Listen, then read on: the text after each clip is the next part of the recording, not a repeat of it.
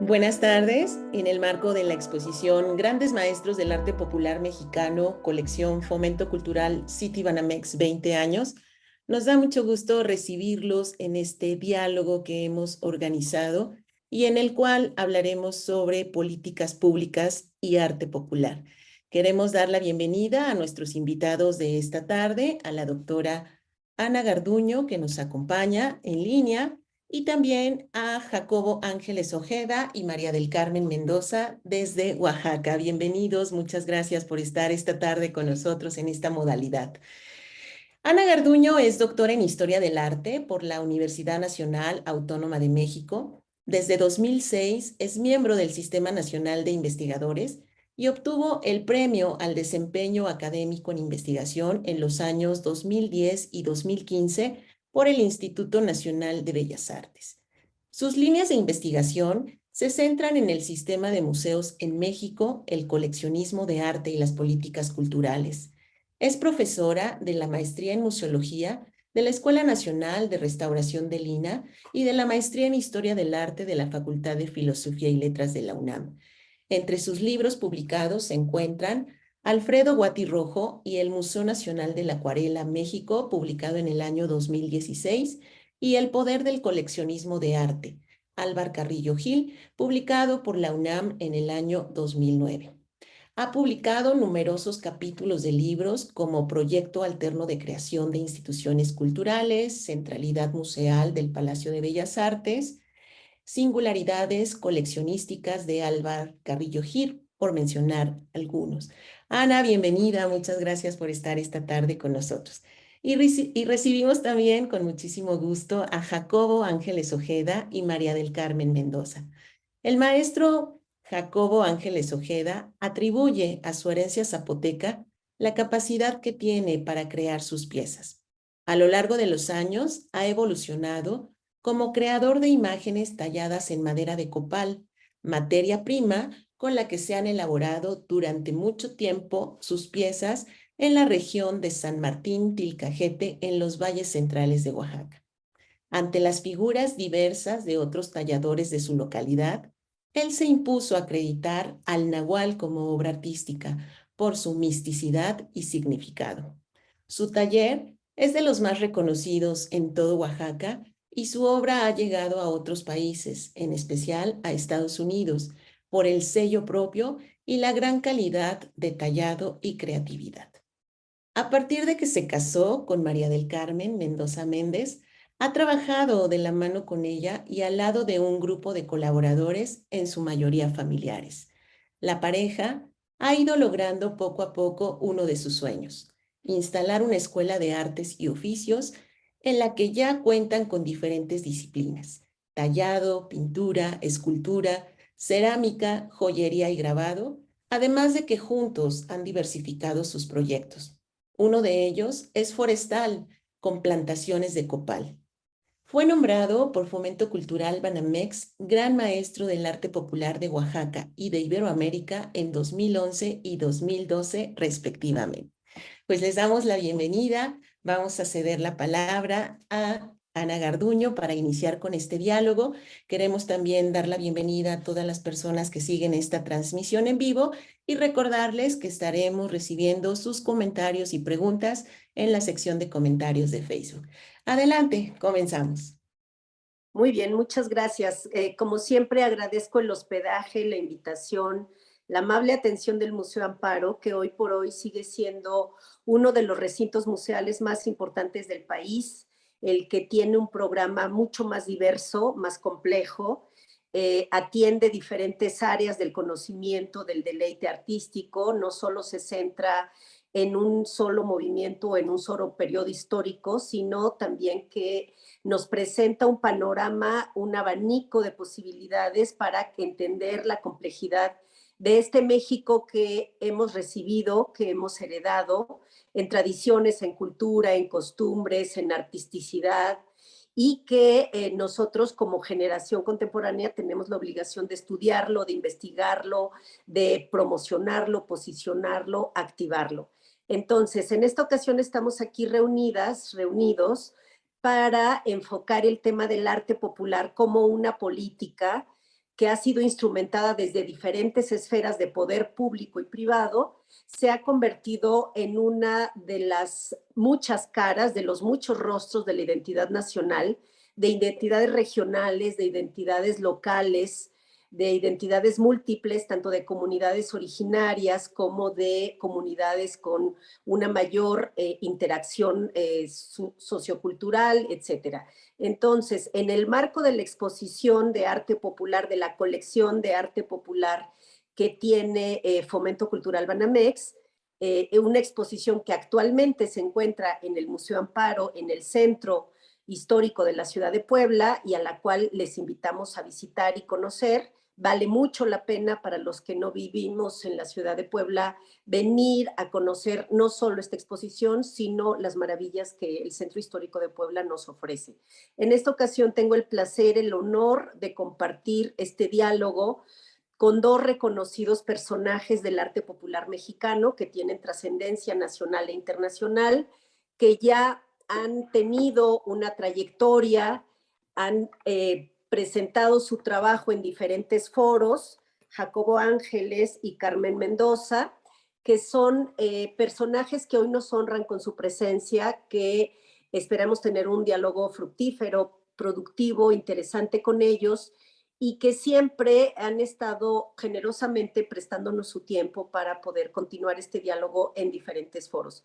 Si me permiten, voy a compartir un PowerPoint que he preparado para la ocasión, en donde me gustaría dar algunos antecedentes generales de una historia muy rica, muy compleja, que inició hace por lo menos 100 años, aunque por supuesto la creación de artesanías y de arte popular en México viene desde siempre, desde que el hombre es hombre, desde que el hombre tiene una sociedad, una cultura, una división del trabajo, solo que en este caso voy a hablar de una historia que inició hace 101 años, cuando en 1921 se celebraron las fiestas de la consumación de la independencia de México, el primer centenario de la consumación de la independencia, y se decidió celebrarlo con una gran exposición de arte popular.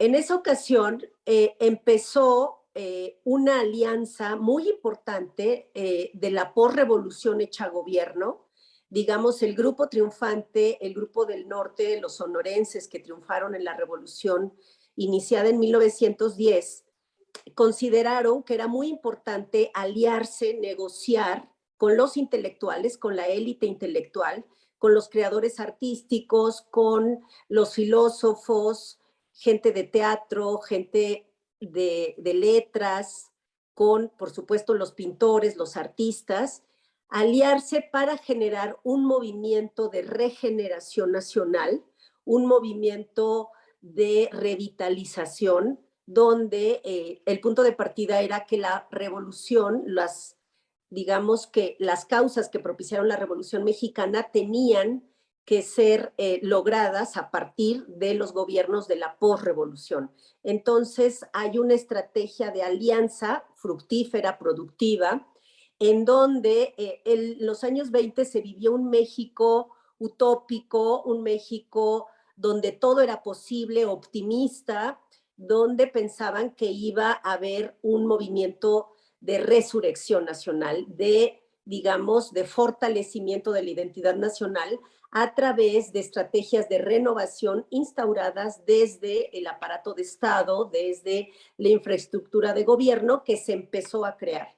En 1921 también se creó la Secretaría de Educación Pública y una de las estrategias fue apoyar al mundo regional, apoyar, por supuesto, todo lo rural, apoyar la educación básica, la educación en territorio campesino, apoyar el fortalecimiento de la industria y la artesanía y, por supuesto, renovar, digamos, el espíritu nacional. En este sentido, la exposición de 1921, que fue inaugurada por el presidente de la República, Álvaro Obregón en ese momento, y el secretario de Educación Pública flamante, recién nombrado secretario de Educación Pública, José Vasconcelos. En ese evento conmemorativo se hizo una magna exposición de arte popular de la cual se decidió desde el aparato de Estado que había que apoyar la artesanía, las diferentes manifestaciones artísticas nacionales dentro de sus particularidades en las diferentes regiones productoras de todo el país. En este sentido es que se creó toda una, digamos, un grupo de artistas enfocados en apoyar, en visibilizar las manifestaciones artesanales. Dentro de ellos, uno de los primeros libros que se hicieron en México fue de la autoría del doctor Atl, Las Artes Populares en México, un libro de amplia difusión que se ha editado en numerosas ocasiones, donde se puede ver, se puede notar que hay una manera de entender lo popular como primitivista y se intentan hacer análisis desde criterios estéticos, desde, digamos, la historia del arte, se empieza a intentar entender lo popular como una manifestación desde una moda que estaba en Europa y que llegó a todo el mundo occidental, en Estados Unidos, en México, que es el culto al primitivismo. Artistas que sabían pintar muy bien, que sabían hacer grabados de muy buena calidad, que habían educado en las escuelas tanto en México como en Europa, en Estados Unidos, de pronto empezaron a pintar como si no supieran pintar, empezaron a grabar o a dibujar como si no supieran hacerlo, y esta manera casi infantil o utópica o ingenua, digamos, de trabajar, fue una estrategia porque el mercado estaba posicionado en ese momento, en esa corriente y en ese movimiento. En Francia, por ejemplo, se vivía mucho esta corriente del primitivismo y se veía muy bien, digamos, que los artistas educados y formados desde la academia supieran también hacer este tipo de pintura un poco más naif, digamos, más apelando a la espiritualidad de quien era el creador de estas piezas.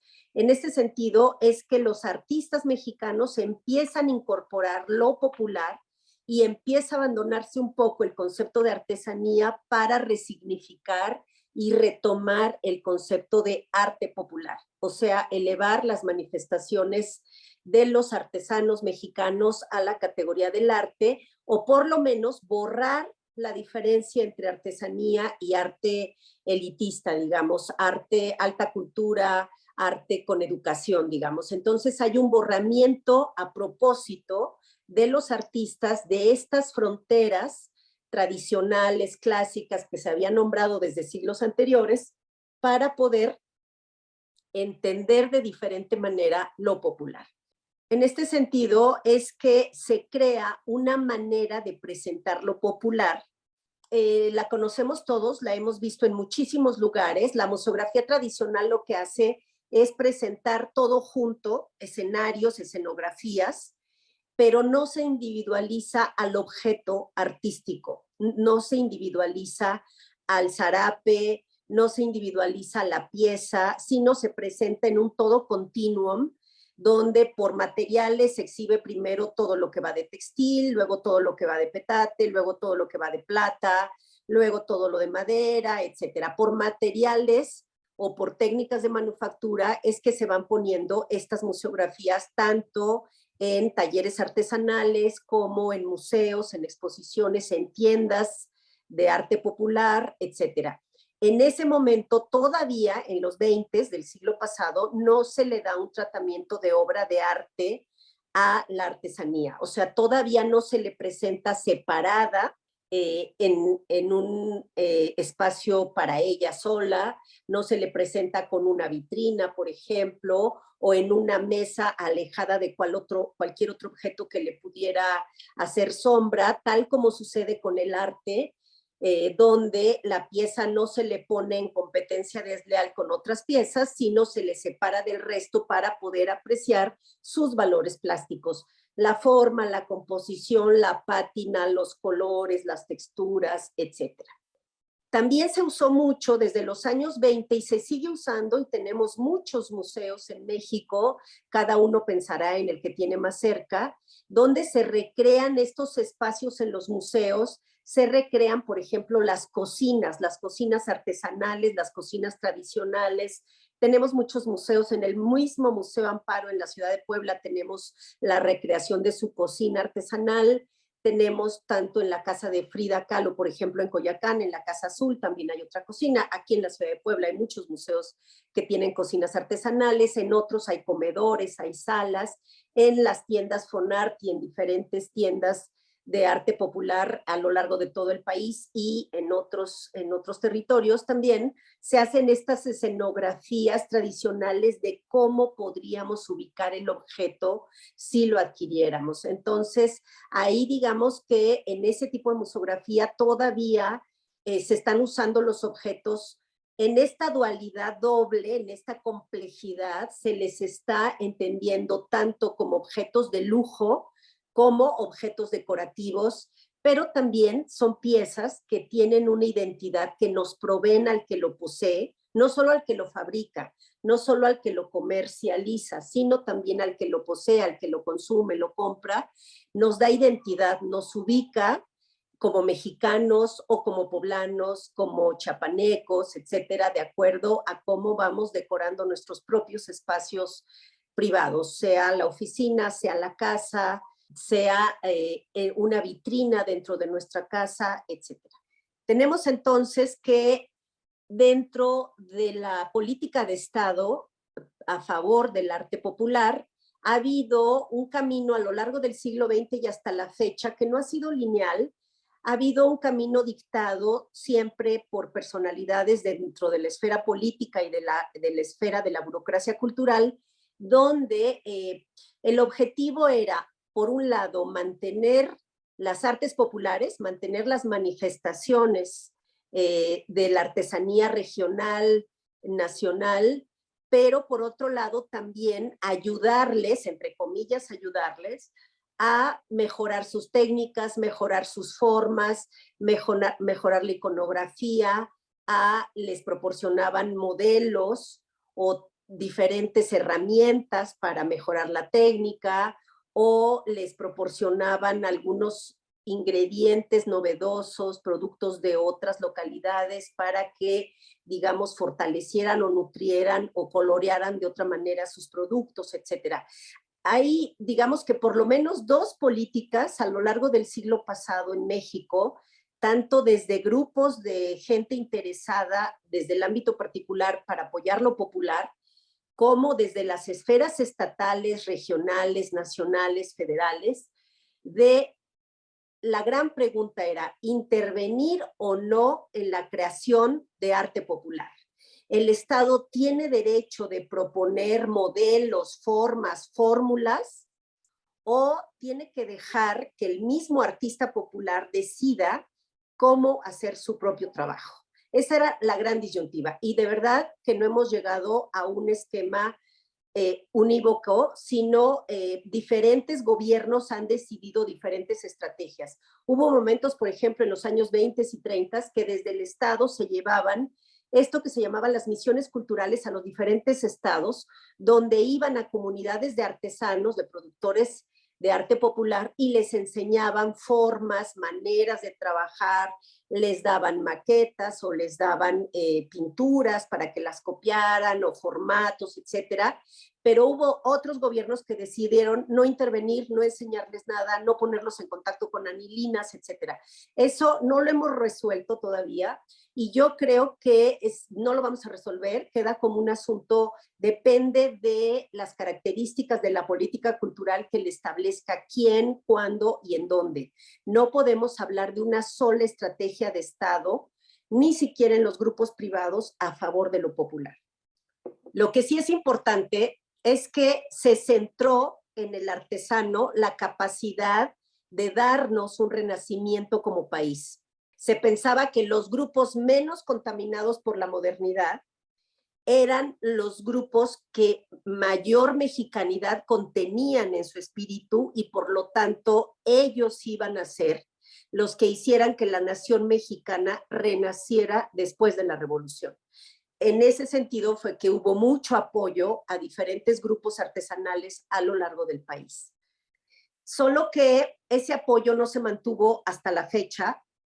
Como les contaba, ha habido altibajos, ha habido abandonos, ha habido gobiernos, tanto presidenciales como en los estados, que no han apoyado que cancelan las políticas de apoyo al arte popular, que ya no hay fomentos, que ya no hay premios, que ya no hay museos, que se cierran las tiendas que dependen del Estado, etcétera. En este sentido, me gustaría solo mencionar, digamos que desde el aparato de Estado es muy importante que en 1934, cuando se fundó el Palacio de Bellas Artes y se hizo un museo en el primer piso del Palacio de Bellas Artes, en realidad se hicieron dos museos, solo que la historiografía, los académicos siempre hemos hablado solo de uno.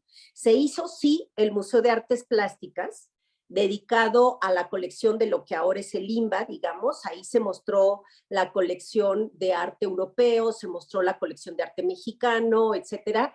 Pero también hubo un museo de arte popular en el mismo piso donde estaba el Museo de Artes Plásticas, solo que ese museo se fue abandonando poco a poco y sacaron ya hacia los años 50, sacaron el arte popular del Palacio de Bellas Artes y no ha regresado.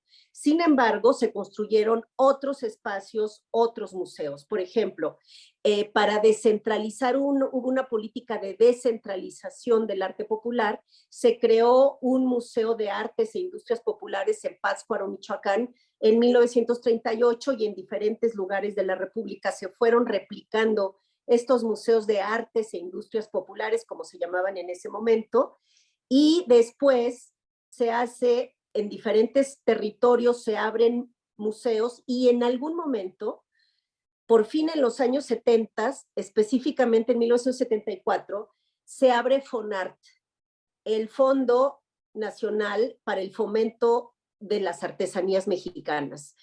Una institución que ahorita está muy reformada, pero que sigue vigente de alguna manera. En 1983, por ejemplo, se creó el Museo Nacional de Culturas Populares en Coyoacán, en el sur de la Ciudad de México, pero podremos notar, si analizamos, que esta no es la ocasión para hacerlo de manera muy puntual, pero si analizáramos la creación, las fechas de creación de los museos y las características y la vocación de cada recinto, de cada institución, nos vamos a dar cuenta que el Estado federal, a nivel nacional, fue abandonando poco a poco el mundo del arte popular y lo dejó en manos de los particulares. Fue así que grupos de particulares interesados, coleccionistas, especialistas, investigadores en el arte popular, fueron los que se responsabilizaron de seguir manteniendo el apoyo, los premios, de garantizar ciertas becas para los artistas, etcétera. Y este movimiento de apoyo desde asociaciones particulares, asociaciones civiles, desde fundaciones privadas, se concentró en 2006 en la creación en la Ciudad de México del Museo de Arte Popular, que está en el Centro Histórico de la Ciudad de México, aunque por supuesto no es el único recinto, sí es uno de los más importantes que hay, financiado por grupos privados que siguen apoyando lo popular. Sin embargo, no solo es una iniciativa privada, también participa el gobierno de la ciudad en apoyar el presupuesto de ese museo. De esta manera es como entiendo que la responsabilidad de apoyar al arte popular es una responsabilidad que no depende solo del Estado, que nos corresponde a todos. Muchas gracias. Muchas gracias, Ana. Vamos ahora a pedirles al maestro Jacobo y a la maestra María que compartan su presentación para dar inicio a su participación. Bueno, pues antes que nada, muchísimas gracias por la oportunidad de platicar esta experiencia que tenemos nosotros y escuchar a Ana Garduño, a la maestra. De verdad, qué aprendizaje desde hace 100 años, 121 años, 100 años que nos estás dando una historia, una antología y nos estás abriendo el panorama para entender más nuestras raíces, este gran el proceso que ha tenido el arte, ¿no? Y este gran potencial que tenemos en nuestras manos, esta gran herencia de 100 años para seguir adelante y trascendiendo con nuevas generaciones. Yo creo que todo este arte que estás hablando ha trascendido de generación en generación y que nos ha dejado este legado que tú estás estudiando y nos estás ilustrando. Creo que nos deja una gran responsabilidad que tenemos que hacer que estas artes, las artes populares lleguen otros 100 años más. Por lo menos ese que sea nuestro compromiso. Bueno, pues nuestro comienzo. Vamos a comenzar ya platicando de nosotros. Traemos diapositivas que van a ir cruzando ahí, viendo. Nosotros somos originarios del estado de Oaxaca. Todos conocemos por acá, los mexicanos, dónde queda Oaxaca, pero para si algunas personas del extranjero, estamos en el sur de nuestro país, al lado de Chiapas, al lado de Veracruz, Guerrero y el Océano Pacífico. Nosotros estamos ubicados en el Valle de Ocotlán, en uno de los estados más hermosos que es Oaxaca. Se encuentran valles, esperamos un ratito. Esos valles están muy conocidos como el Valle de Tlacolula, Valle de Timatlán, Valle de Sachila, Valle de Etla. Son los valles centrales famosos de Oaxaca, del estado de Oaxaca, de una de las 8 regiones que tiene. Entonces nosotros estamos en el Valle de Ocotlán, a 23,5 kilómetros de la ciudad de Oaxaca. Como todos los pueblos, nosotros tenemos un municipio que está regido por sus costumbres, y eso es lo hermoso, por lo cual nosotros hemos detonado nuestro arte, porque venimos de esos pueblos que son originarios, de origen zapoteco. Entonces, como todos estos pueblos fueron conquistados por la evangelización, por las condiciones que llegaron los españoles, pues tenían muchos usos, costumbres, tradiciones, rituales, fueron pasados de generación en generación, pero a una de las grandes fiestas que es el carnaval, la cual nosotros conservamos hasta nuestros días. Pues, como decía, como no fuimos conquistados, y en el centro de nuestro pueblo tenemos lo que es nuestra iglesia, que pues todavía hasta estos días mucha gente como nosotros llevamos la parte del sincretismo, ¿no? Toda esta evolución parte de lo que es la religión católica y nuestras creencias propias, ¿no? Y pues aquí en el pueblo de San Martín Tilcajete tienen su casa, aquí tenemos el taller. Ahorita que hablabas de cómo va la evolución y toda la historia, nosotros realmente aquí donde la gente que ha venido al taller y lo conoce, esta era nuestra casa, ¿no? Nosotros empezamos aquí en este taller ahorita que alberga a varios pueblos y que son más de 200 personas, pues nosotros aquí llegamos a vivir. Entonces, era nuestro cuartito, nuestra cocina, y así fue creciendo y se fue. El caso es de que el taller acabó devorándose la casa, ¿no? Pero pues, todos creo que empezamos así, como primero viviendo en el taller y después esto va creciendo. Como muchos talleres en nuestro México, pues son nuestros hogares. Muchas veces agarramos un pequeño espacio de nuestras casas para hacer y generar nuestro arte, nuestra forma de vivir, porque también es nuestra forma de subsistir, que es nuestra artesanía, nuestros artes. Nosotros lo hicimos de esta misma manera, pero con el paso del tiempo fue creciendo y fue evolucionando, y ahora pues es más taller que casa, que es su casa de todos ustedes. Gracias a ustedes hemos ganado lograr esto, ¿no? Y pues nosotros tenemos 28 años, como Jacobo y María, hace 28 años nosotros comenzamos, le dimos más bien continuidad al taller. Jacobo, hijo de padres artesanos, yo también, y cuando nos juntamos, Jacobo y yo, hace 28 años decidimos continuar con el taller, pero también siempre y cuando con el propósito de dejar un legado. La verdad es que fue bien difícil porque estábamos bien jóvenes. Era momentos en que no mucha gente conocía la artesanía, y los pocos que venían y la buscaban, pues tampoco era valorada como arte, ¿no? Era más como un souvenir, como un recuerdito, y pues así fue como fuimos evolucionando y tuvimos un hijo.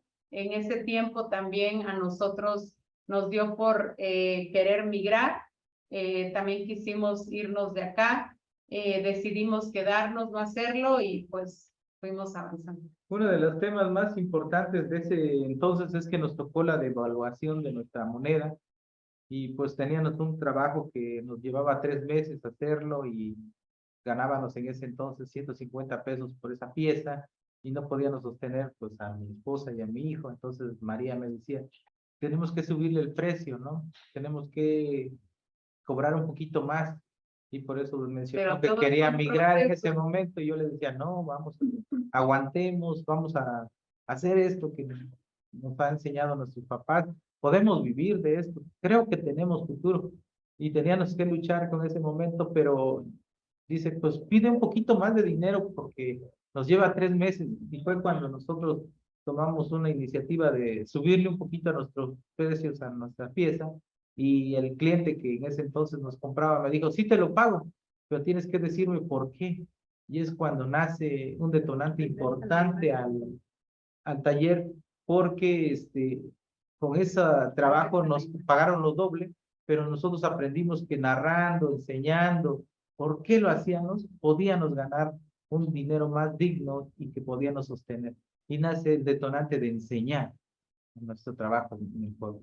Y fue, yo creo que uno de los detonantes bien importantes en el taller fue eso, el poder compartir con nuestra gente, con los jóvenes que se acercaron, pues lo que ya estábamos nosotros, ya habíamos investigado, aprendido y ver la forma de cómo podíamos nosotros mejorar lo que ya venían haciendo nuestros padres.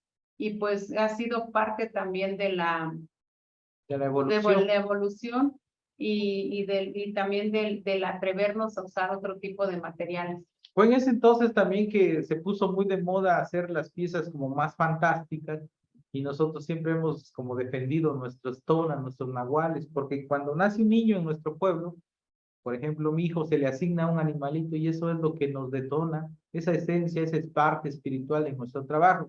Pero también si ves en la diapositiva hay un dragón ahí fantástico, porque en ese año hasta de chupacabra hablaban, ¿no? Entonces nos teníamos que poner en ese momento como la moda de esas piezas, pero también sin perder la esencia.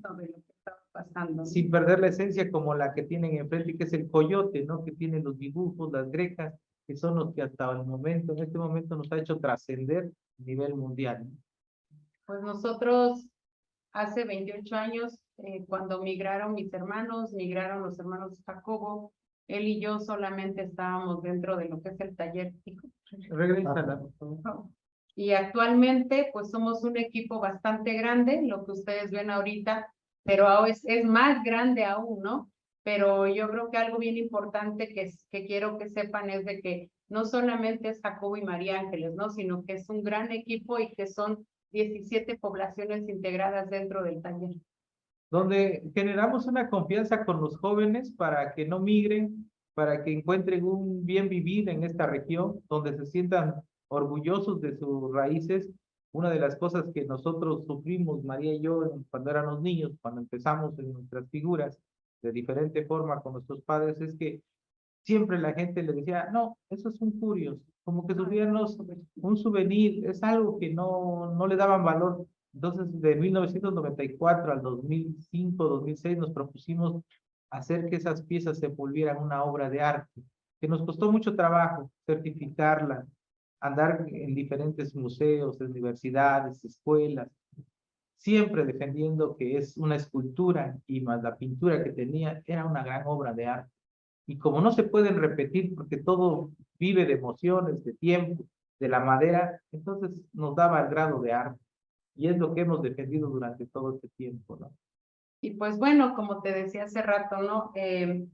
Ya dentro de lo que hemos hecho, pues ya participan nuestros hijos. Tenemos 2 hijos, Ricardo, que actualmente ya está a cargo de la dirección artística y de marketing. María Sabina, que está también en uno de nuestros proyectos, que es el proyecto que tenemos astronómico también. Y pues nosotros, ¿no? Y nos da mucho gusto que ellos se hayan integrado al equipo. Obviamente, tú sabes que también hay luego este proceso en las familias en los cuales los hijos muchas veces no se quieren dedicar a lo que el papá está haciendo, que ese también es un reto.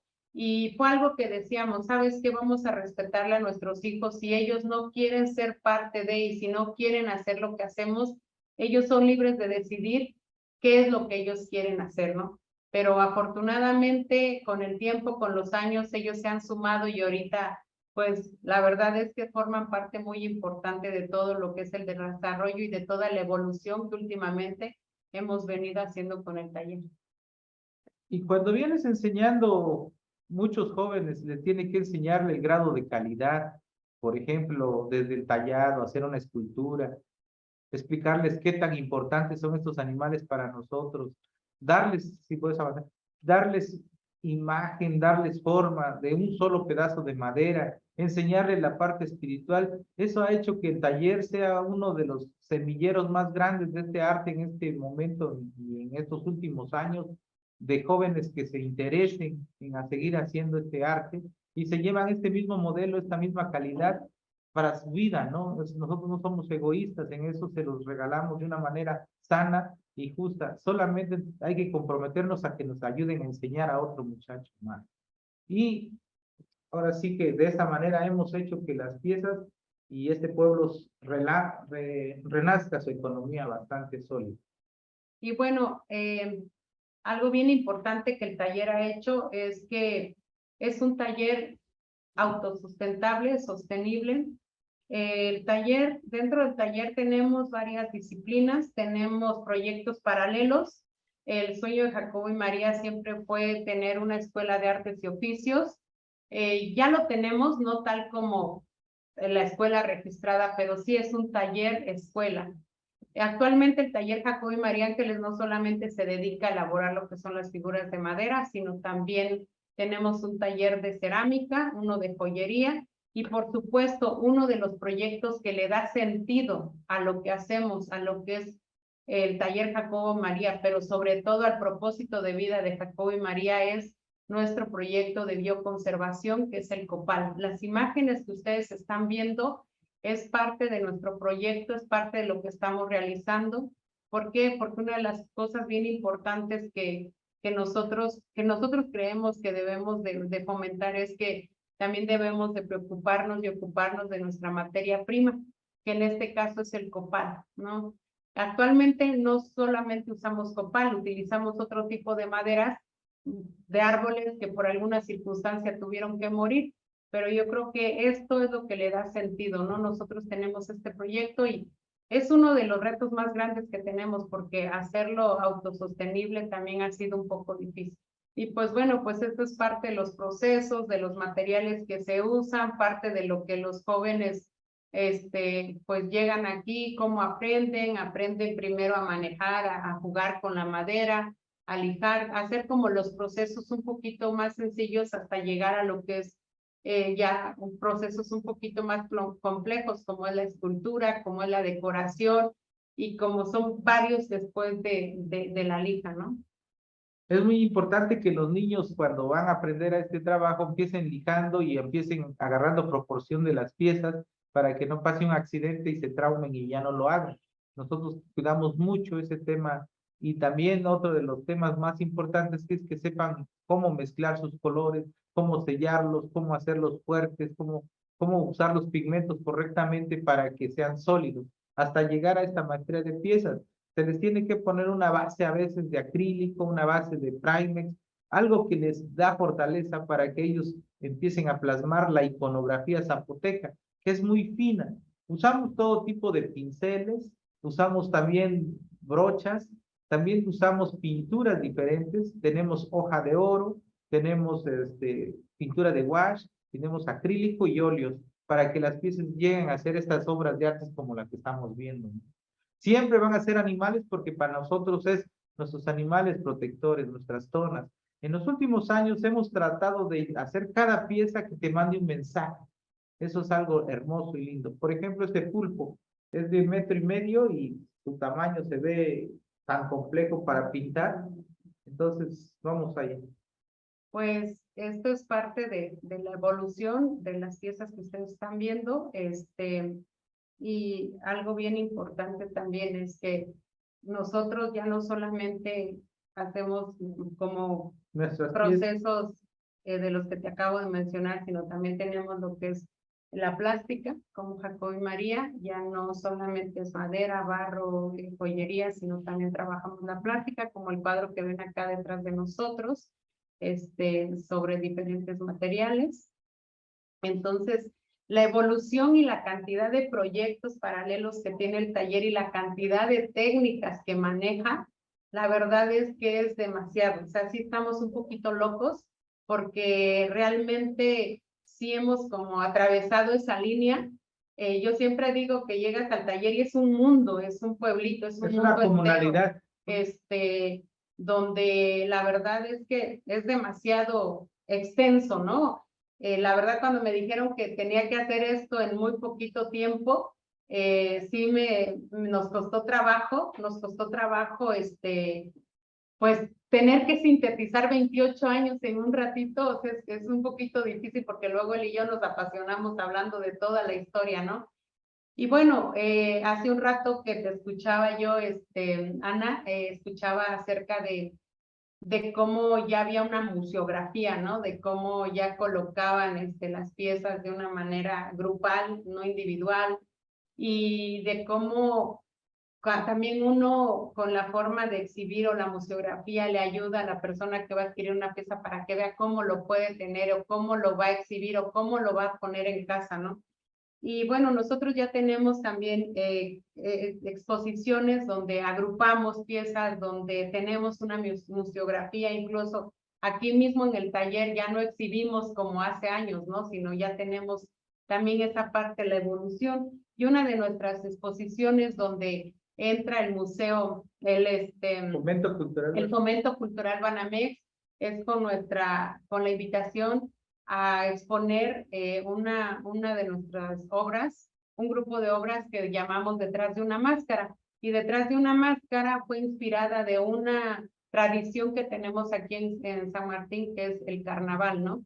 Y un día se me ocurre a mí y le digo a mi esposo, oye, ¿por qué no le ponemos a nuestras piezas máscaras, no? Pero yo para llegar a ese proceso tuve que vivir el carnaval, tuve que como mujer meterme en el carnaval.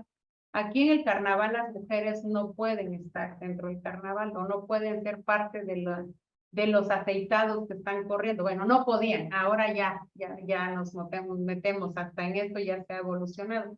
Y para sentir eso, pues fue cuando ya después de eso se me ocurre, ¿no? Hacer estas obras, llevar como esa tradición de nuestro carnaval hacia nuestras obras, ¿no? Otra de las exposiciones estábamos hablando hace rato qué tan importante es nuestra materia prima y cuando lo vienes plantando, cuando no haces pues científicamente correcto la plantación, pues también clonas el árbol. Y ahí descubrimos lo importante que es la polinización. Dentro de esa polinización nosotros empezamos a darnos cuenta que importantes son las abejas, los animalitos que polinizan las flores para que las semillas tengan embrión. Entonces, en ese camino aprendimos y encontramos una exposición que se llama Plaga, que a veces uno como cuando estás trabajando las moscas, las cucarachas, los zancudos, hay gente que siente como cierta reacción con ellos cuando son tan importantes en nuestro ecosistema. También hacen una función de polinizar, fecundar, y nos dimos la tarea de hacer esa reflexión. Hicimos la exposición de Plaga, donde nosotros pudimos retroalimentar 12, 15 años de taller, porque ahí ya vemos materiales como la plata, la hoja de oro, la madera, la calidad de los dibujos. Entonces juega en una sola pieza todo ese gran equipo de materiales que nos atrevimos a usar en cada pieza. Entonces es una obra bastante rica, bastante hermosa, que nos ayuda a reflexionar. Algo que queríamos hacer con esta exposición que hicimos con Plaga es que Jacobo y María como que ya ha roto o ha atravesado esa línea horizontal, ¿no? Hace un rato alguien me preguntaba, oye, ¿lo que ustedes es arte o es artesanía, no? Como que siempre estamos catalogados como, los artesanos, no, ellos son los artistas. Es siempre ese conflicto, ¿no? Yo le decía, hacemos arte y lo que queremos también con nuestro arte es podernos manifestar, pero también poder llevar un mensaje que ya no sea solo una pieza que adorne un espacio de tu casa, sino también que lleve un mensaje. Y uno de los mensajes que nosotros quisimos transmitir con Plaga es quién es en realidad la plaga, ¿no? Porque muchas veces no nos damos cuenta de que también nosotros somos invasores, ¿no? Hay también algunos deportes que se nos están olvidando, como la pelota mixteca aquí en Oaxaca. Es uno de los deportes prehispánicos más hermosos, pero como no tienen tanto patrocinio, entonces solamente lo hacemos los pueblos originarios. Entonces dijimos, vamos a apoyar esta tradición, generándole una exposición dignamente, como jugando con nuestros animalitos, pero en el fondo dándole el mensaje a la gente que podía seguirse preservando este juego prehispánico, que es la pelota mixteca en nuestra región de Oaxaca. Otro de los, complementamos todas esas piezas junto con otra exposición que está en este momento aquí en tu casa, en el taller, que se llama Pachangas. Esta es una reflexión a la reproducción humana, pero nosotros quisimos darle como ese respeto no vulgarizándolo, sino dándole respeto a todo lo que nosotros como humanos sabemos y que a veces lo vulgarizamos, ¿no? Y sobre todo como temas actuales, ¿no? Sobre la sexualidad y cómo lo vemos. O sea, ya con nuestro trabajo ya hemos podido abordar otro tipo de temas como esto, ¿no? Como romper ese tabú que siempre hemos tenido cuando somos niños, que no puedes ver a otra persona, no te puedes ver desnudo, no te puedes tocar.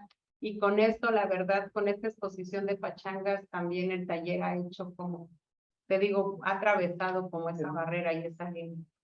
Y bueno, también tenemos ahorita calendario, que es una exposición donde nosotros hicimos la representación de cada uno de los animales zapotecas del calendario.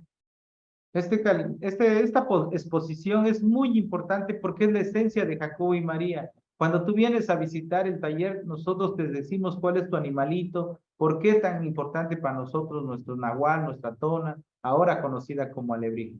Y también otra de las partes importantes es que en los últimos años el taller Jacobo y María ha participado en proyectos especiales, invitado por diferentes partes. Por ejemplo, este gran toro alado, que es un símbolo que donde nosotros participamos con el gobierno del estado, fuimos convocados por nuestra historia, por nuestra trascendencia, fuimos invitados a a unir España y México en una pieza, ¿no? Entonces, nosotros tenemos el dios del águila y ellos adoran los toros, entonces hicimos esta fusión y fue sacando esta pieza tan hermosa que ahorita está exhibida en Oslo, Noruega, pero fue para ese evento.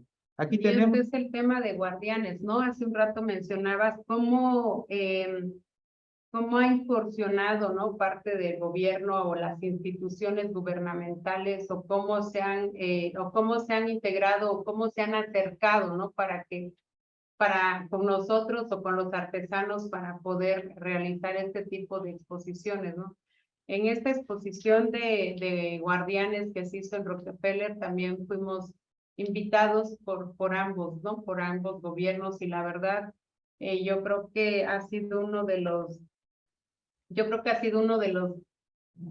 retos más grandes para nosotros porque pues dentro de nuestros procesos, una es que nos invitan con tiempo corto y la otra es que pues hay que aprender a manejar diferentes materiales, pero sobre todo también apoyar en cómo poder hacer llegar las piezas, pero sobre todo cómo poder realizar piezas que puedan ser modulables para que puedan llegar hasta allá y no imposibilita el tamaño el que las piezas pudieran estar ahí.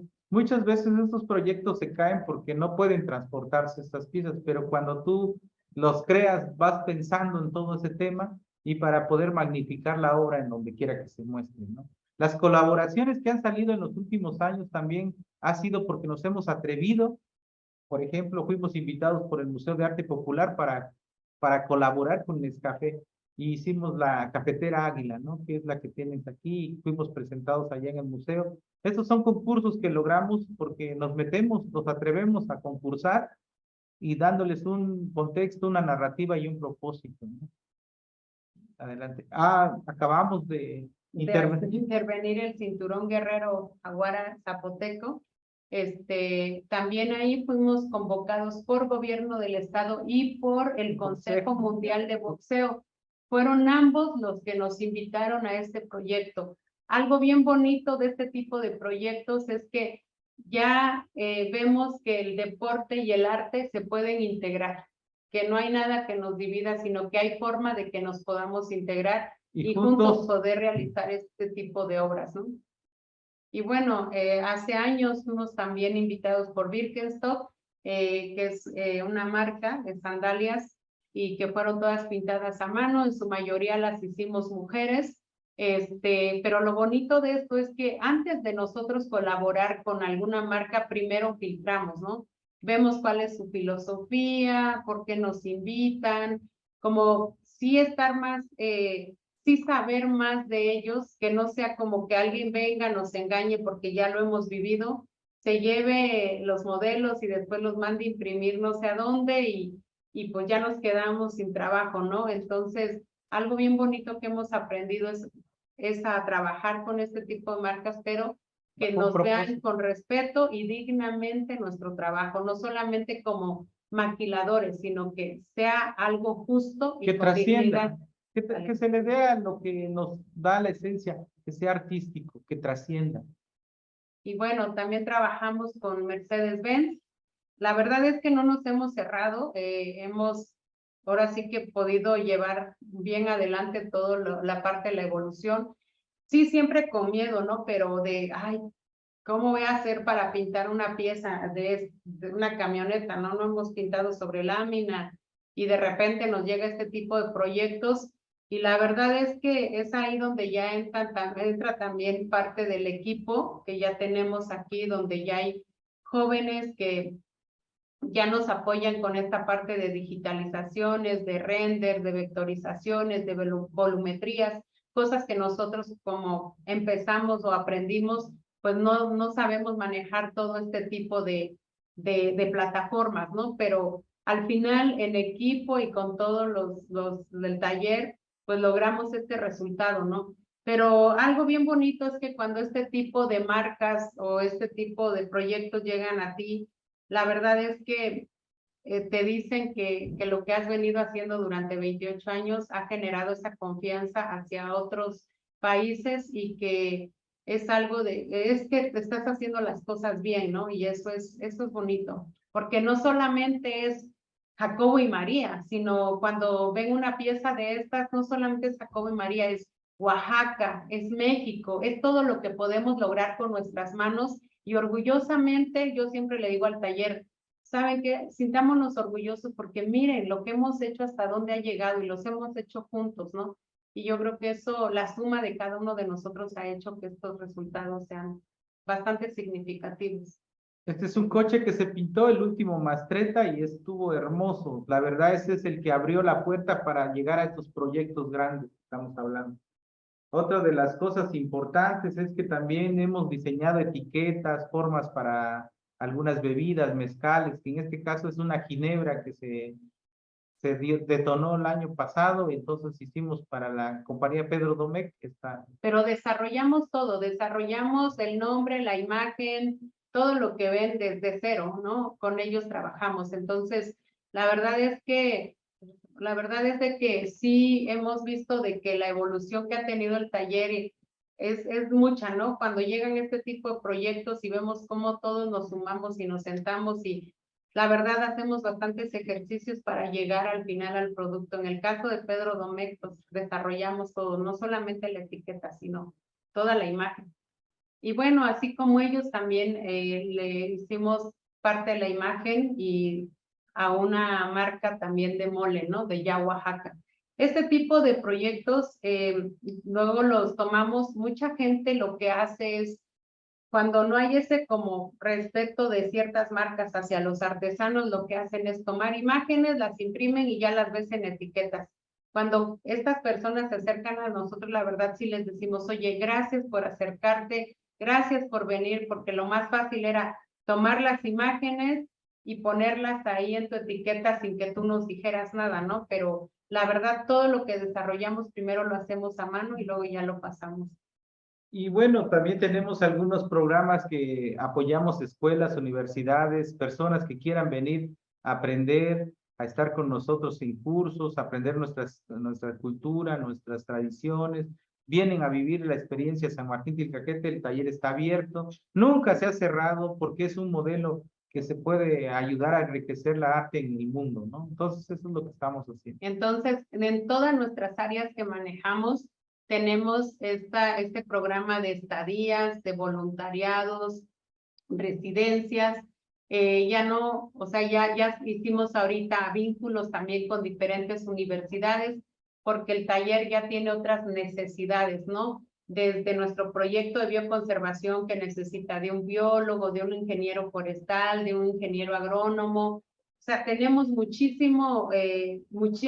área de oportunidad donde nos podemos ayudar con gente que viene a hacer un voluntariado, pero también con las universidades con las cuales estamos generando vínculos para que ellos puedan venir a compartirnos también de su conocimiento y a cambio también se llevan el parte de la experiencia que viven aquí en el taller y de cómo trabajamos.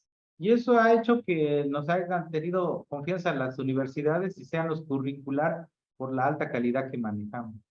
Nuestros proyectos son todos estos y podríamos hacer otro poquito más, pero A ver, hay entonces, algo que nos llama y nos llena, es para lo que habla, que es la bioconservación. Yo invito a todos los artesanos de México que manejen alguna fibra, que manejen algún material venido de la naturaleza, que empecemos a regenerar nuestra materia prima. Si nosotros no hubiéramos tenido esa conciencia, yo creo que nada de lo que hacemos tuviera sentido. Otro de las cosas importantes que tenemos es el rescate al maíz criollo, comer nuestros alimentos que producimos. Aquí tenemos, por ejemplo, mogote, la cerámica de alta temperatura, la cual en 6 años hemos dado una gran revolución a este arte, ¿no?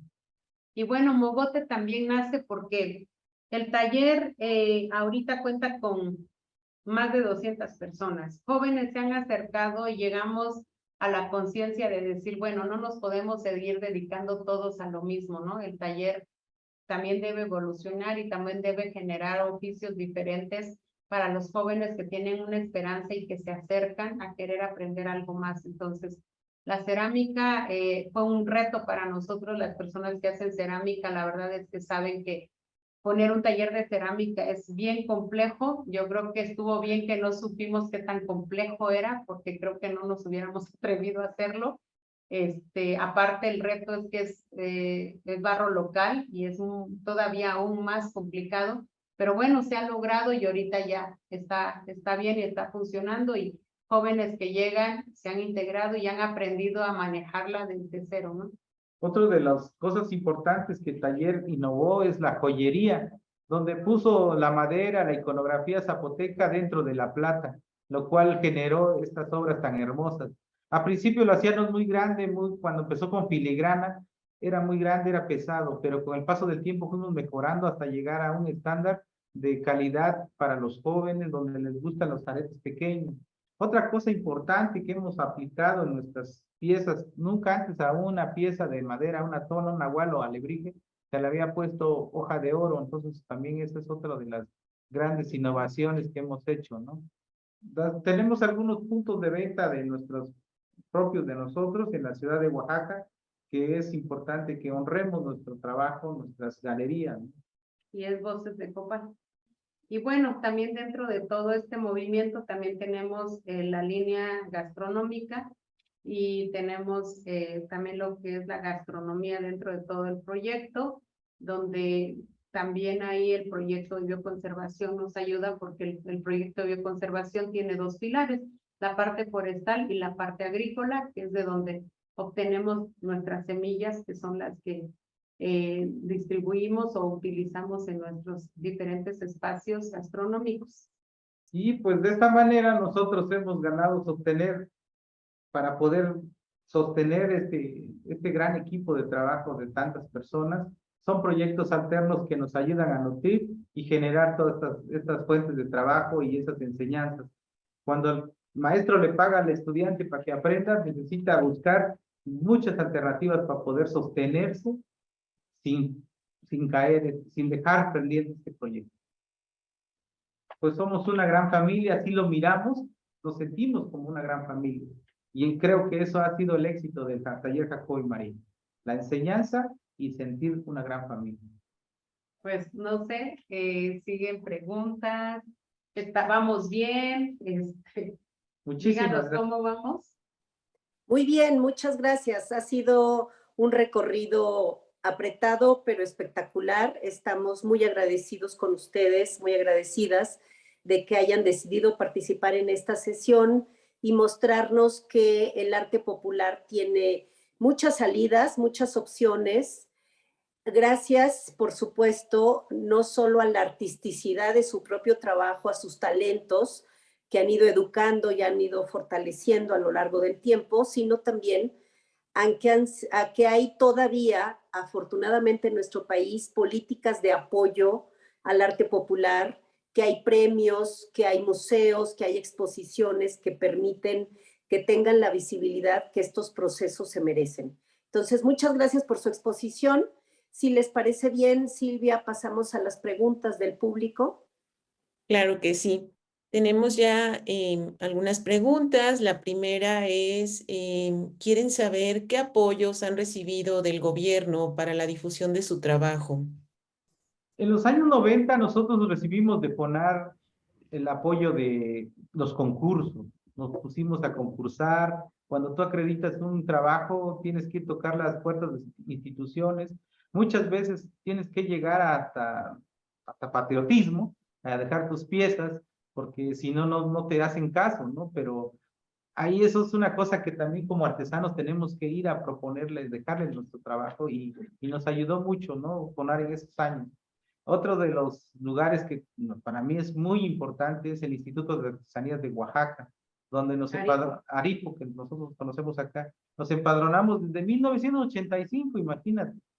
Sin embargo, ahí estuvimos percibiendo desde los concursos, algunas exposiciones, fuimos una de las personas que generó ahí los primeros, como le llamamos expoventas en Oaxaca.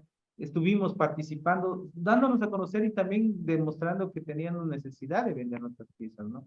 La otra, algunas veces en nuestra historia, mandó el gobierno del estado por la Secretaría de Economía las capacitaciones que para muchos, pues, esas capacitaciones donde te dan el sentido de calidad, todo ese tipo de cosas, sí las hemos recibido porque sí nos gusta aprender y eso ha sido hermoso. Yo creo que algo que hemos recibido de ellos o de los primeros que recibimos por parte del gobierno a nivel pueblo fue que un día alguien llegó y dijo por parte del gobierno viene un programa que se llama Compite por parte del gobierno y donde el gobierno paga el 80% y el artesano el 20%, donde les van a dar una capacitación de calidad. De flujo de producción, algo así, ¿no?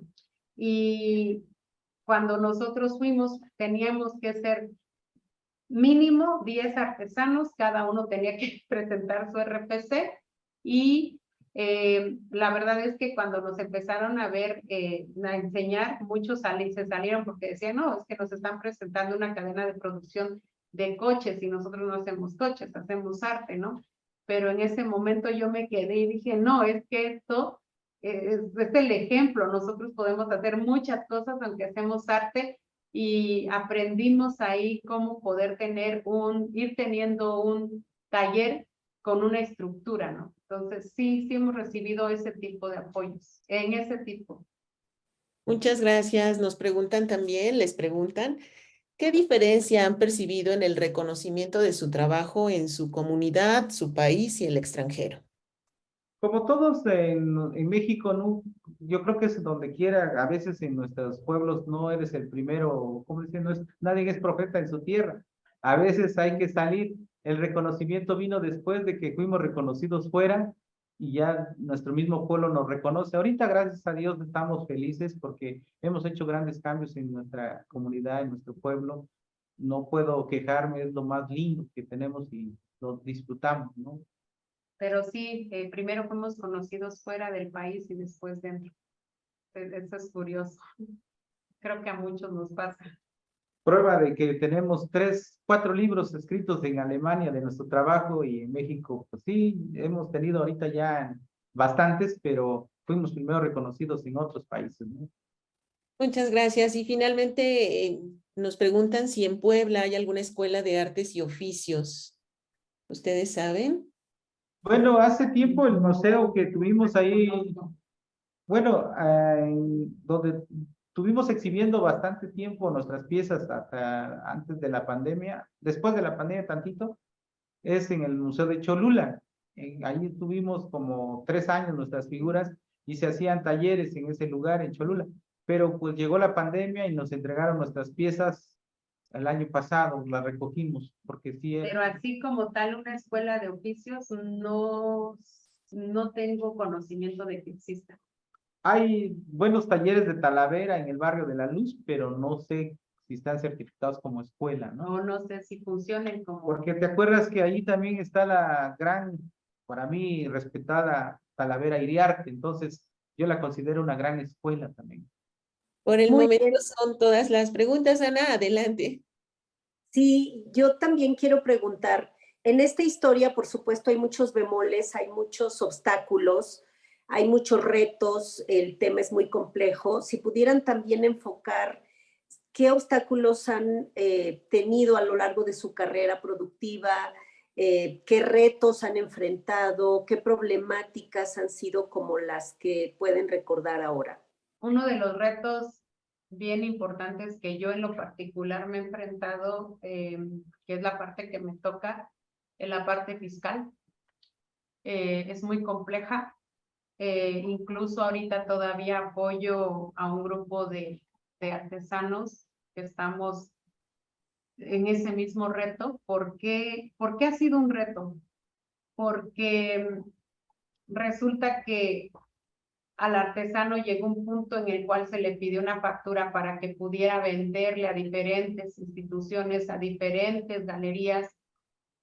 Y la verdad es que la gente que hace este tipo de reglas o sistemas en el SAT, pues no piensa de que hay comunidades que no tenemos buen internet, que no tenemos el conocimiento de este tipo de plataformas. Quiero decirles que hace un año estuve con el maestro Remigio y Carlomagno en la Ciudad de México, en Los Pinos, exponiendo creo que fue este año, perdón, en una exposición muy linda de textiles que hicieron, de las mejores que yo he visto. Tuvimos esta mesa de diálogo porque la verdad, Remy, que es un representante de lo que es los textiles, él decía, bueno, las señoras que a mí me tejen, no pueden estar haciendo una factura, o hacen una factura o tejen, o como nos lo pusieron últimamente, el reciclo va a ser muy fácil, ya no necesitas de un contador. Eso es mentira. Entonces, mi esposo se dio de alta en el 95. ¿Por qué en el 95? Porque resulta que llegó una cadena de hoteles que nos dijo, oye, yo te puedo comprar, pero yo necesito factura. Uy, desde ese entonces, ¿no? Mi esposo dijo, pues sí, le entro, ¿no? Pero no sabes a todos los retos que me enfrenté y que nos enfrentamos en el proceso porque lo desconocíamos totalmente, ¿no? Era la necesidad, la ilusión de vender, de poder subsistir, pero la verdad es que yo siento que ahí es donde hay una contradicción, ¿no? Yo siento que ahí como que los gobiernos no tienen esa sensibilización de entender cómo vive realmente un artesano. Ahorita para que ustedes y yo o nosotros nos estemos comunicando, el taller ha tenido que buscar una estrategia para hacer llegar el internet de fibra óptica a este taller a un costo muy alto, ¿no? Porque llegó la pandemia y nuestros archivos pesados y había que timbrar nóminas y el internet que tenemos en San Martín del Cajete, aún siendo ya tan reconocido, es el más lento, ¿no? Yo le digo que es el Lentium. Entonces, no podemos trabajar con él, ¿no? Y el taller se ha enfrentado a esos retos y le ha costado, la verdad, tiempo, dinero para traer esa tecnología más avanzada para que esto vaya fluyendo. Y el reto de la parte fiscal que todavía la seguimos viviendo, ¿no? Porque siempre hay cambios cuando resulta que yo no estudié contabilidad, no soy contadora, pero a mí la verdad es un tema que lo he estado estudiando y lo he estado dando seguimiento porque cada vez que siento que ya conozco ciertas reglas, ya aumentaron, ya las cambiaron. Y no soy únicamente yo, compañeros artesanos que se han acercado porque no saben cómo hacer una factura, porque no saben cómo meterse a la plataforma, porque no saben cómo funciona, porque no se entiende. Es muy difícil. Ese ha sido otro de los retos a los cuales nos hemos enfrentado. Un reto más son las copias, ¿no? Pero no solamente nuestra misma gente, que eso pues al final es para eso. Más bien cuando tuvimos el problema en 2006 de que se nos acercó particularmente a Taller Jacobo y María una persona que vino a pedirnos piezas para vender en un catálogo con medidas específicas y regresa un año después y ya las trae hechas en China, ¿no? Las tenemos todavía aquí físicamente, les hicieron una super caja, el discurso o lo que nosotros le decimos el significado de los animales, ellos se lo dieron en significado de colores, pero clonó todo, ¿no? Los 5 modelos que le habíamos hecho. Fue un reto y fue ahí donde nos ayudó FONAR, porque fuimos a Aripo y nos dijeron, es que no sabemos cómo apoyarles y ya entonces tocamos la puerta de FONAR y entonces FONAR nos dice, ¿sabes qué? vamos a contratar a un bufete de abogados donde nos puedan ayudar. Vino el INPI, fuimos a hacer pláticas a Campeche, a Guadalajara, a Michoacán, donde también ya se estaba viendo la copia de las piezas. Y aquí en San Martín, en Oaxaca, perdón, algo que por cual nos apuramos Jacobo y yo fue que nos dijeron, ¿sabes qué? Esta persona ya está registrando los alebrijes a nombre de él, o sea, ya iba avanzadísimo, ¿no? Y entonces nos unimos todos y decíamos, no puede ser, hay que registrarlos como alebrijes, tonas y nahuales, porque también la palabra alebrije no fue creada por nosotros, ni por alguien de Oaxaca, ni es de Oaxaca, pero en ese momento era la prisa antes de que esta persona los acabara de registrar. Entonces han sido diferentes retos de este tipo que la verdad sí te desgastan y sí te, pues de repente sí te bajan como la energía porque son temas bastante fuertes, ¿no? Y otro de los retos más grandes es sostener tu familia, porque como también esto, salir a promover, a apoyar, desgasta y es muy fácil destrozar la familia. Entonces mantenerla unida, mantenerla en este concepto es lo más importante. Y dentro de nuestro trabajo hemos tenido otros retos que también son los nichos de mercado, ¿no? Cómo poder exportar, cómo llegar a vender nuestros trabajos fuera. Otro de los retos es, muchos artesanos no saben, cuando venden cerámica, no saben embalijar. Todos esos tipos de capacitaciones han sido para algunos talleres que muera esa tradición, ¿no? Sí, ha habido, es un sinfín de retos, es algo bastante fuerte porque aprendimos a exportar a los Estados Unidos y un día nos enfrentamos a Europa, ¿no? Híjole, ese fue otro reto. Cuando ya exportamos a Europa, resulta que ahí pagaban como un impuesto muy alto, pues le tuvieron retenidas las piezas y aprender, ¿no? Aprender ahora cómo le hago para que las liberen, cómo hago yo para que mi cliente también reciba sus piezas y no tengamos problemas. Y después vino otro reto, cómo enviar a Japón, cómo hacer que lleguen las piezas. Entonces yo creo que la carrera en la que estamos tiene constantes retos, ¿no? Constantes. Nosotros antes de pandemia no estábamos de acuerdo en hacer este tipo de dinámicas en lo cual solamente vendiéramos en línea y subir Estas a clases que estamos dando, show, conferencias, pero resulta que llega la pandemia y, era lo pues único. hay que dar clases por Zoom, hay que hacer entrevistas por Zoom, entonces todo este tipo de situaciones yo creo que día con día nos pone diferentes retos, ¿no? Entonces es bien importante estar como al día y no cerrarse, ¿no? También acercarse a gentes que conozcan pues más que nosotros y que han estudiado y que nos pueden ayudar y que pues Como estos no jóvenes, cerrarnos las puertas, ¿no? Sino como, abrirlas. como en este momento estos jóvenes que nos están apoyando para poder hacer esta transmisión, nosotros no hubiéramos podido lograrlo sin ellos, ¿no? Muy bien. ¿Cuál es el futuro del taller? ¿Se convertirán en una fundación? ¿Abrirán un museo? ¿Tendrán una galería permanente? Bueno, pues uno de los retos o uno de los propósitos de nosotros es una trascendencia. Sí tiene que venir tal vez en el más futuro un museo porque la obra que estamos haciendo es con calidad de museo y tiene que quedar como un legado, como un testimonio de lo que hemos hecho durante tantos años.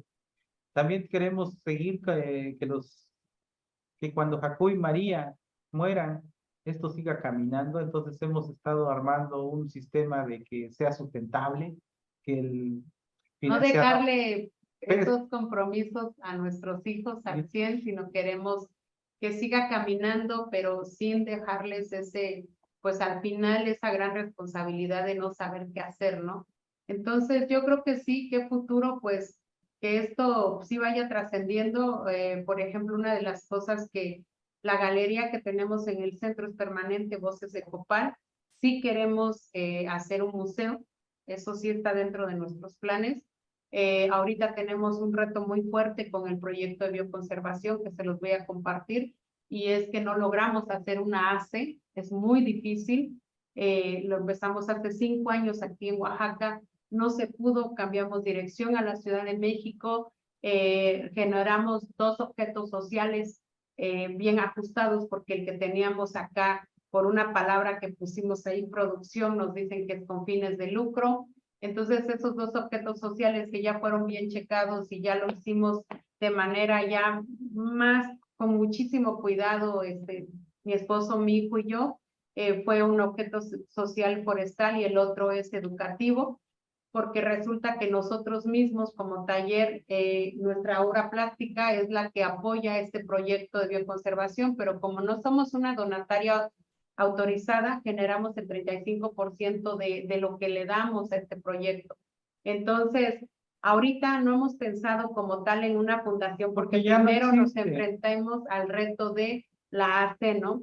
Y ha habido gente muy buena en nuestro camino. Con la ACE nos está apoyando un bufete de abogados que se llama Weiss and Case, que es WC de la Ciudad de México, y que la verdad ellos cuando decidieron apoyarnos fue por medio también de otros amigos de mi hijo. Vinieron a ver el proyecto, que sí existiera. Cuando vieron que todo eso es un proyecto viviente, dijeron, nosotros te ayudamos.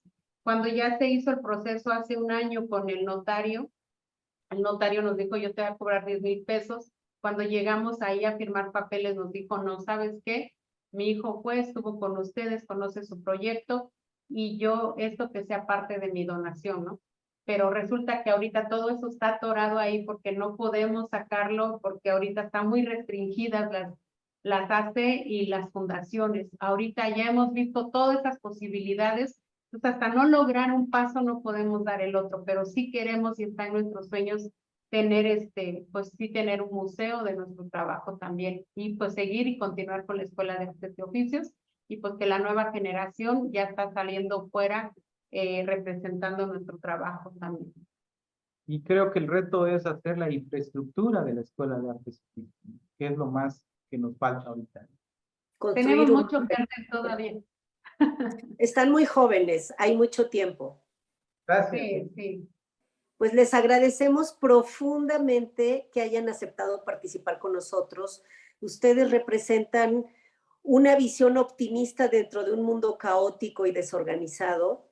Este proyecto, estos proyectos que ustedes tienen, nos recuerdan que el arte popular sigue vivo, sigue en movimiento, sigue creándose, se sigue fortaleciendo y nutriendo de diferentes saberes, conocimientos, y por supuesto sin negar la tecnología como un aporte fundamental para que esto se siga visibilizando. Así que estamos muy agradecidos de que hayan aceptado participar. Ha sido toda una experiencia, les puedo decir que estamos verdaderamente sorprendidas, tanto Silvia Rodríguez como yo, que estamos aquí.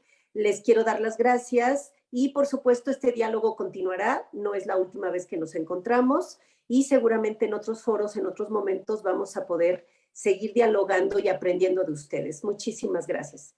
Al público que nos está escuchando, muchas gracias también. Pues sí. Yo quiero despedirme como decimos aquí en el pueblo, que el sol los ilumine donde quiera que vayan, que el viento los lleve a su destino y que el agua y la tierra les den lo que necesitan para que su espíritu y su cuerpo estén juntos. Gracias por darnos esta oportunidad de platicar con ustedes. Muchas gracias. Muchas gracias. Muchísimas gracias nuevamente al maestro Jacobo y a la maestra María, grandes artesanos del arte popular en México, y por supuesto a la doctora Ana Garduño.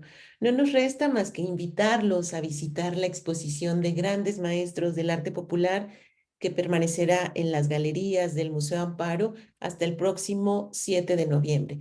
Nuestro horario de visita de miércoles a lunes de 10 de la mañana a 6 de la tarde, y queremos recordarles que todos los días ofrecemos entrada gratuita para todos los visitantes. Muy buenas noches, muchas gracias por su asistencia y muchas felicidades a estos dos grandes maestros del arte popular. Muy buenas noches para todos. Gracias, hasta luego, buenas noches. Adiós, adiós Ana.